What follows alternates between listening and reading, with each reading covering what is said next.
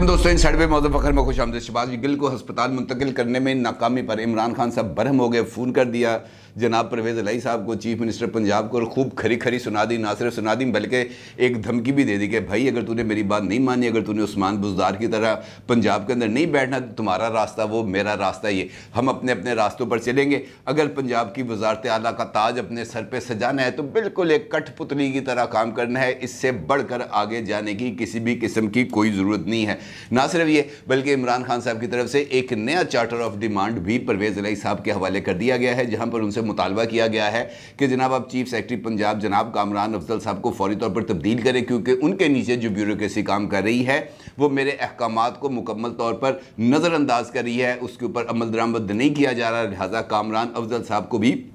इबरत का निशान बना देना चाहिए और उनको पंजाब से निकाल देना चाहिए, क्योंकि जब तक कामरान अफजल साहब पंजाब में रहेंगे मेरे अहकामात की इसी तरीके से तजलील होती रहेगी। अब इमरान खान साहब ने हुक्म तो दे दिया, लेकिन उनको इस बात का अंदाज़ा नहीं है कि जनाब चीफ सेक्रेटरी साहब जो हैं वो इंतज़ामी तौर पर तो वज़ीर आला के मातहत हो सकते हैं, लेकिन हकीकी मानों में वो वफाक के नुमाइंदे हैं पंजाब के अंदर, और वफाक की मंजूरी के बगैर वो तब्दील नहीं कर सकते। परवेज़ इलाही साहब उनको वो सिफारिश कर सकते हैं कि जनाब ये बंदा मुझे नहीं चाहिए, वो 3 बंदों का एक पैनल भी भिजवा सकते हैं, लेकिन उसकी मंजूरी देना या उसको मुस्तरद कर देना ये वफाक का काम है। यहां पर आके परवेज़ इलाही साहब किसी किस्म का कोई रोल अदा नहीं कर सकते, लेकिन बादशाह सलामत हैं, वो हुक्म जारी कर सकते हैं। उन्होंने हुक्म जारी कर दिया और हुक्म जारी करने के बाद वहां पर जो है वो सोशल मीडिया ब्रिगेड भी मुतहरक हो गया, ना सिर्फ परवेज़ इलाही साहब के खिलाफ बल्कि हमारे जो पंजाब के वज़ीर दाखिला हैं हाशिम डोगर साहब, उनके खिलाफ भी। और ये मुतालबा किया जा रहा है कि जनाब हाशिम डोगर ने बदलो, क्योंकि वो बंदा है जी ना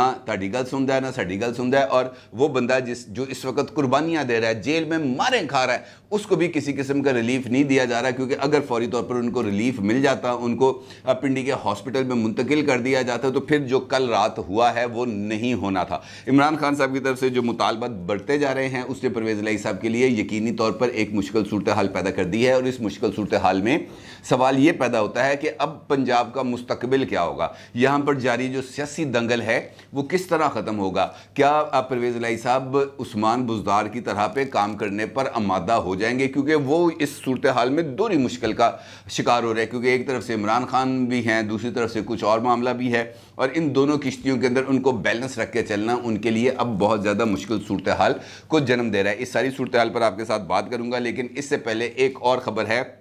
जो आपके साथ शेयर करना बहुत ज़्यादा ज़रूरी है, क्योंकि मैं 2-3 दिन से आपको मुसलसल बता रहा था कि जनाब जुमेरात से काम का आगाज़ होने जा रहा है, और इमरान खान साहब की नाअहली के लिए बाज़ाब्ता तौर पर कार्रवाई का आगाज़ भी होने जा रहा है। अब बाज़ाब्ता तौर पर इमरान खान साहब की नाअहली के लिए मुकदमे का आगाज़ हो गया है। इलेक्शन कमीशन ऑफ पाकिस्तान में तोशा खाना केस की जो समात है उसका आगाज़ हो गया है, और आज की जो हेयरिंग थी इलेक्शन कमीशन ऑफ पाकिस्तान में वो इस हवाले से बहुत ज़्यादा इम्पॉर्टेंट थी कि वहाँ पर इमरान खान साहब के जो वकील हैं उनकी तरफ से 2 नकात उठाए गए। पहला उनका ये कहना था कि अब चूँकि इमरान खान साहब मेंबर कौमी असम्बली नहीं हैं, वो इस्तीफ़ा दे चुके हैं, और इस्तीफ़ा देने के बाद उनके खिलाफ नाअहली की कार्रवाई नहीं हो सकती, जिसके ऊपर चीफ इलेक्शन कमिश्नर ने उनसे कहा कि भाई ये वाली जो तकरीर आप कर रहे हैं ये जाके टीवी पे करनी है, मेरे साथ आइन और कानून की बात करनी है, क्योंकि अगर इमरान खान साहब ने इस्तीफ़ा दे दिया है तो वो इस्तीफ़ा किधर है। अब मेरे पास तो अभी तक कोई इस्तीफ़ा नहीं आया। उन्होंने कहा जनाब डिप्टी स्पीकर ने मंजूर करके आपको इस्तीफ़े भिजवा दिए। उन्होंने कहा जनाब आप झूठ बोल रहे हैं, किसी किस्म का कोई इस्तीफ़ा डिप्टी स्पीकर की तरफ से मेरे पास नहीं आया। मेरे पास सिर्फ 9 इस्तीफ़े आए थे। उन 9 इस्तीफ़ों को मैंने फौरी तौर पर ना सिर्फ मंजूर कर दिया, उन अरकान को डी नोटिफाई कर दिया, बल्कि उन हलकों को खाली करार देकर वहाँ पर इंतखाबी शेड्यूल का भी ऐलान कर दिया गया है, और 25 सितंबर को वहाँ पर होनी है पोलिंग। लिहाजा आपकी तरफ से ये कहना कि इमरान खान इस वक्त रुकने कौमी असम्बली नहीं है, ये बिल्कुल गलत है। हमारे रिकॉर्ड के अंदर इमरान खान साहब इस वक्त भी रुकने कौमी असम्बली हैं, लिहाजा उनके खिलाफ कार्रवाई हो सकती है, और इस कार्रवाई से उनकी जान नहीं छूट सकती। दूसरा मामला जो उन्होंने इसको चैलेंज किया वो एक रवायती ऐसा तरीकाकार है कि जनाब रिकॉर्ड नहीं है हमारे पास। उन्होंने कहा जनाब ये रिकॉर्ड तोशा खाने का रिकॉर्ड अगर आपके पास नहीं है तहाइफ वसूल करने का रिकॉर्ड अगर आपके पास नहीं है, तहाइफ बेचने का रिकॉर्ड अगर आपके पास नहीं है, तो फिर वो किसके पास हो सकता है? उन्होंने कहा जनाब आप अपने क्लाइंट से बात करें, उनसे कहें कि वो जनाब आपको अपने केस के हवाले से भी थोड़ी सी ब्रीफिंग भी दें और वो रिकॉर्ड भी दें। अलबत्ता वो जो शिकायत है, वो जो रेफरेंस है जो स्पीकर नेशनल असम्बली ने अरकान असम्बली की दाखिल होने के बाद, मंजूरी के बाद भेजा है इलेक्शन कमीशन में, उसकी कापी आपको प्रोवाइड कर दी जाएगी। वो ये समाअत ख़त्म होने के बाद आप वो अपना जो रिकॉर्ड है वो अपने पास रखें और उसके बाद कार्रवाई का आगाज़ होगा। और इस कार्रवाई को अब उन्होंने मुलतवी कर दिया है 22 अगस्त को, यानी अब 22 अगस्त से इमरान खान साहब की मुमकिना नाअहली के ख़िलाफ़ कार्रवाई का बाज़ाब्ता तौर पर आगाज़ होगा और इलेक्शन कमीशन 3 सितंबर तक इस समाअत को मुकम्मल करेगी और 4 सितंबर को इसके हवाले से फ़ैसला सादर फरमाएगी कि जनाब क्या करना है, इमरान खान साहब को नाअहल करार देना है या नाअहल करार नहीं देना। अब जो मौजूदा हालात हैं वो तो बहुत ही ज़्यादा इस बात की तरफ इशारे कर रहे हैं कि जनाब इमरान खान साहब इस मामले में बहुत बुरे तरीके से फंस गए हैं, क्योंकि उनका केस का तयन होगा मिस डिक्लेरेशन ऑफ एसेट्स पर, क्योंकि तोहफे वसूल करना, तोहफे लेना, तोहफे देना,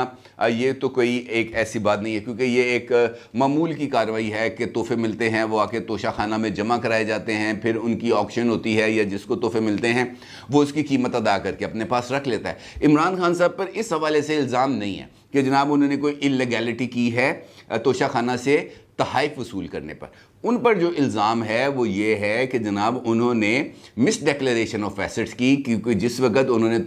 तोशा खाना के तहाइफ वो बेच रहे थे उन्हीं दिनों के अंदर उनको अपना डिक्लेरेशन जमा कराना था और वो जो कीमत उन्होंने वसूल की थी अपने अकाउंट में जमा कराई थी वो उन्होंने डिक्लेयर करना था, लेकिन इल्लीगल तौर पर उन्होंने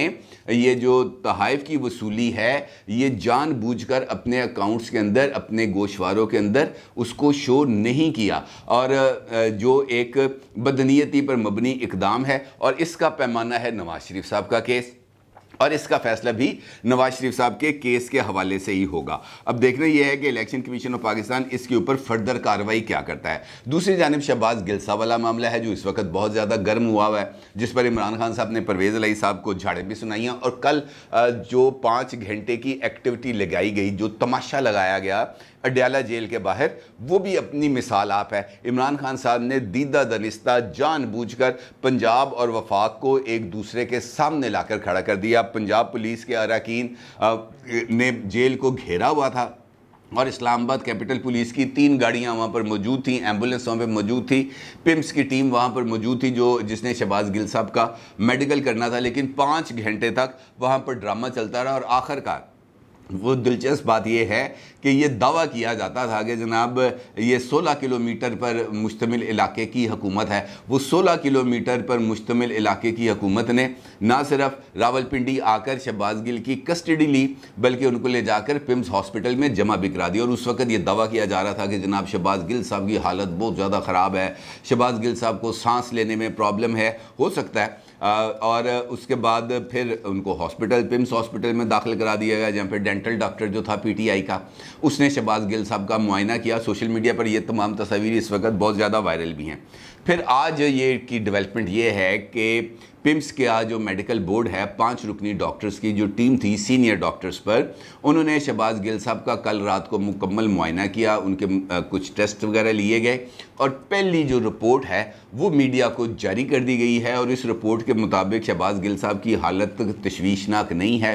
वो ठीक हैं, उनका ब्लड प्रेशर भी नॉर्मल है, उनकी हार्ट बीट भी नॉर्मल है, उनकी ईसीजी भी नॉर्मल है, उनको सांस का कोई मसला नहीं है। अलबत्ता ये बताया गया है उस रिपोर्ट के अंदर कि उनको ये जो एक बीमारी है जो उनको बचपन से लगी हुई थी और वो उसका इलाज भी करा रहे हैं और वो दवाई उनको मुसलसल इस्तेमाल की कराई जा रही है, लिहाजा इस वक्त तक उनको सांस का किसी किस्म का कोई इशू नहीं है, उनके फेफड़े मुकम्मल तौर पर साफ़ हैं, उनको जो है बलगम की किसी किस्म की कोई शिकायत नहीं है। लिहाजा वो जो सारा एक मंज़र क्रिएट किया गया था इस रिपोर्ट की रोशनी में, वो मंज़र सिर्फ़ और सिर्फ ये बताने के लिए था, सिंपथीज़ हासिल करने के लिए था, इसके अलावा कोई नहीं। और वैसे भी बात यह है कि ये दुनिया है ना, मुकाफ़ात अमल है। ये शहबाज गिल साहब वही हैं, जब कोई बंदा हॉस्पिटल में जाता था पॉलिटिकल लीडर्स, तो उनके बारे में ये टीवी पर आकर अपने ट्वीट्स के ऊपर तरह तरह की चीज़ें ये ना सिर्फ वहाँ पर जाहिर करते थे बल्कि इल्ज़ामात की एक जो फहरिस्त है वो भी जारी कर दिया करते थे, और फिर उसके ऊपर उनको किसी भी तरह की शर्मिंदगी का एहसास भी नहीं होता था कि यार ये मैं क्या कर रहा हूँ। सोशल मीडिया पर ये चीज़ें वायरल हैं, ख़ासतौर पर उस वक़्त जब फरियाल साहिबा को इस्लामाबाद से हिरासत में लिया गया। उस वक़्त भी वो हॉस्पिटल में थी ना, वहाँ पर उनका इलाज चल रहा था, लेकिन ऐन ईद से एक दिन पहले उनको वहाँ से उठाया गया, आधी रात को वहाँ से उठाया गया और उनको अडयाला जेल में मुंतकिल कर दिया गया। और उसके ऊपर भी शहबाज गिल साहब का जो ट्वीट है वो रिकॉर्ड के ऊपर मौजूद है, और उन्होंने इस बारे में जो बातें फरमाई थी वो भी अब सबके सामने है, वो कोई ढकी छुपी हुई इस हवाले से बात नहीं है। अब ये कहना कि जनाब ये तमाम के तमाम लोग जब सियासी होते हैं ये हॉस्पिटल में चले जाएं तो फिर इनकी तबीयत ख़राब हो जाती है। फरियाल तालपुर साहबा के हवाले से 13 अगस्त 2019 को जो उन्होंने ट्वीट किया था वो ये था कि फरियाल तालपुर साहबा को रात में हस्पताल से जेल मुंतकिल करने पर प्रोपेगेंडा जारी है। याद रखें, अदालत ने फरियाल तालपुर की हस्पताल मौजूदगी के दौरान उन्हें जुडिशल किया, इसलिए हस्पताल को सब जेल करार दिया गया। डिस्चार्ज होने पर हस्पताल सब जेल से अडयाला जेल मुंतकिल किया गया, जो कानूनन किसी भी वक्त किया जा सकता है। यानी उन्होंने इसका नहीं कहा कि यार खातून को हम ईद से पहले लेके जा रहे हैं, किसी किस्म का मिसबिहेव किया जा रहा है। उन्होंने इस बात का ज़रा सा इजहार नहीं किया, और इस बात का ज़रूर इजहार किया कि जनाब जो कानून अपने ऊपर अमल कर रहा है। फिर उनका एक और वीडियो बयान जो है वो सोशल मीडिया पर वायरल है, जहाँ पे वो ये कह रहे हैं कि जनाब आज से 3 साल पहले कि किस तरीके से ये जो पॉलिटिकल लोग हैं, ख़ास तौर पर पीपल्स पार्टी और नून लीग का, ये उस वक्त का मामला है जब शर्जील मेमन साहब को शायद वो जो है उनको जेल से हॉस्पिटल मुंतकिल किया गया था। तो वो ये कहते हैं कि जनाब देखें, बाहर तो बिल्कुल हट्टे कट्टे फिर रहे होते हैं, लेकिन जब भी कोई मामला आता है तो वो फौरी तौर पर हस्पताल भी दाखिल हो जाते हैं और ये सारी ड्रामाबाजी शुरू कर देते हैं। अब आप खुद भी तो जुडिशल थे, वहाँ पर ही आपके ऊपर ये सारा मामला हुआ, लेकिन इस पर ये नहीं है कि जनाब इलाज नहीं होना चाहिए, बिल्कुल इलाज होना चाहिए। ये सरकार की जिम्मेदारी है कि वो उनका इलाज भी कराए और उनकी मुकम्मल तौर पर ट्रीटमेंट भी दे। अब इस सारे इशू को लेकर अगर इमरान खान साहब बरहम होंगे तो फिर मामला ख़राब है। अब देखें ना, हाशिम डोगर साहब हैं, हाशिम डोगर साहब ने भी ट्वीट किए हैं, बल्कि उनका ये कहना है कि जनाब ये जो ट्रोल्स हैं, सोशल मीडिया ट्रोल्स, ये आके मुझे गालियाँ निकाल रहे हैं, मुझे बुरा भला कह रहे हैं, लेकिन मेरे तमाम के तमाम फैसले पाकिस्तान और पीटीआई के लिए हैं, इससे बाहर मैं नहीं जाऊँगा। इसका मतलब ये है कि वो जो सोशल मीडिया ब्रिगेड है वो इस वक्त सरगर्म हो गया है, और हाशिम डोगर साहब को इस वजह से निशाना बनाया जा रहा है कि वो सूबाई वज़ीर दाखिला होने के बावजूद शहबाज गिल साहब को जेल से निकाल कर हॉस्पिटल मुंतकिल नहीं कर पाए। और फिर उनका एक और ट्वीट भी है वो जिसके अंदर वो ये कहते हैं कि जनाब शहबाज गिल साहब इस वक्त ट्रॉमा कंडीशन में थे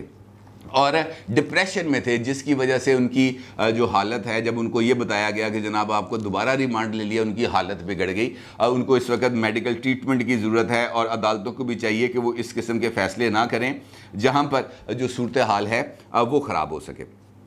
अब ये वो सिनेरियो है जिसके ऊपर इमरान खान साहब इस वक्त परवेज़ इलाही साहब पर तपे हुए हैं, क्योंकि इससे पहले भी 2-3 दिन से ये खबरें चल रही थी कि इमरान खान साहब खुद मुतहरक हुए हैं। कभी सेक्रेटरी दाखिला को फ़ोन करते हैं, कभी आईजी जेल खाना जात को फ़ोन करते हैं, कभी सुपरटेंडेंट जेल से बात करते हैं, फिर उनके अहकामात नहीं माने जाते, फिर उन दोनों को निकाल बाहर किया जाता है, फिर वहाँ पर नया अमला तैनात किया जाता है। लेकिन इमरान खान साहब जो चाहते थे वो हो नहीं पा रहा था। अब रिसेंटली इस किस्म की खबर आई है कि जनाब इमरान खान साहब ने परवेज़ इलाही पर बरहमी का भी इज़हार किया है और उनसे चीफ सेक्रेटरी पंजाब के तबादले का भी उन्होंने मुतालबा किया। इसके साथ साथ ये खबर भी आ रही है कि जनाब इमरान खान 2 अफसरान हैं, उनको पंजाब में तैनात कराना चाहते हैं। एक को DG LDA लगाना चाहते हैं, दूसरे को सेक्रेटरी हाउसिंग लगाना चाहते हैं। एक अफसर का नाम है अहमद अजीज़ तारड़ साहब। अहमद अजीज़ तारड़ साहब को वो सेक्रेटरी हाउसिंग तैनात कराना चाहते हैं और फयाज़ मोहल को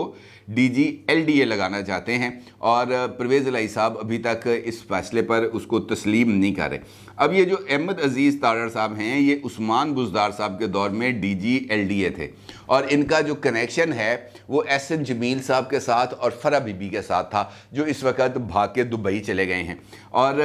उस वक्त भी ये बहुत ज़्यादा कोशिश कर रहे थे कि जनाब ये जो हैं तारड़ साहब ये पंजाब में ही रही, लेकिन उस वक्त चूँकि हवा बदल गई थी, हमजा शहबाज आ गए थे, लिहाजा इनको खामोशी से साइड पे कर दिया गया था, जिस तरीके से तारिक खुर्शीद साहब को किया गया था।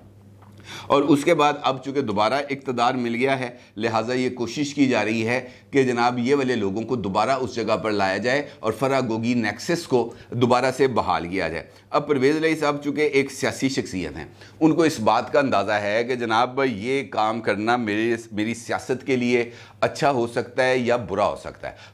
उनका तो काम यही है ना, लेकिन इस वक्त उनकी भी मजबूरी का आलम ही बहुत ज़्यादा खौफनाक है, क्योंकि अगर वो इमरान खान साहब से इख्तलाफ करते हैं, उस्मान बुज़दार बनने से माजरत करते हैं, तो फिर इमरान खान साहब उनसे कहेंगे चल निकल भाई, तू यहाँ पे क्या कर रहा है। और दूसरी किश्ती वो पहले ही ख़राब कर चुके हैं, PDM वाली, आसिफ जरदारी वाली, क्योंकि उसके ज़रिए अगर वो इक़्तिदार में होते तो शायद उनकी आज ये वाली हालत ना होती, उनको काम करने की मुकम्मल आज़ादी होती, कोई रोक टोक उनके ऊपर ना होता। लेकिन अब तो वो एक पुतली बन चुके हैं, not more than a puppet. लिहाजा उनके लिए जो ऑप्शंस हैं दिन ब दिन वो ख़राब होती जा रही हैं, और उस्मान बुज़दार उनको बनाने के लिए जो इमरान खान साहब की सरगर्मियां हैं वो दिन ब दिन बढ़ती चली जा रही हैं। अब देखना यह है कि क्या परवेज़ इलाही साहब उस्मान बुज़दार बनने पर राज़ी होते हैं या फिर वो अपना कोई सियासी फ़ैसला लेते हैं। बज़ाहिर मुझे इस बात के इम्कान नज़र नहीं आते। परवेज़ इलाही साहब ने जितनी मुश्किलों के साथ चीफ़ मिनिस्ट्री हासिल की है वो उसको इतनी आसानी के साथ अपने हाथ से नहीं छोड़ेंगे। लिहाजा वो इसी तनख्वाह पर कुछ अर्सा तो अभी तक कायम करेंगे, और इस दौरान फिर देखते हैं कि वो उनके लिए अगला लाहे अमल क्या हो सकता है। अपनी राय का ज़रूर इज़हार कीजिएगा। आपका बहुत शुक्रिया। अल्लाह हाफ़िज़।